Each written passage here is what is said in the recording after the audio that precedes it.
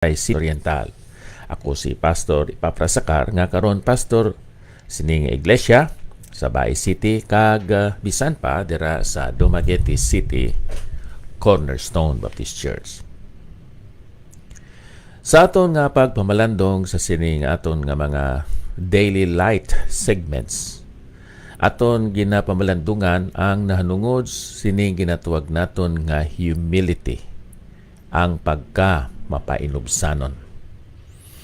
Hindi mabudlay ang pagtuon sa sining topiko o subject kag attitude tungod kay dagaya o kun madamo ang mga bersikulo diri sa balaan nga kasulatan nga nagatudlo sa nanungod sining ginatawag naton humility.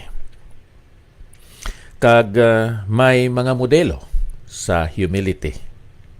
Siyempre, ang aton Ginoong Jesucristo dira sa Pilipos Kapitulo 2. And then, bisan pa ang mga katawhan sang Diyos dito sa Old and New Testaments. Sa kay Abraham, sa panahon nga si Moses,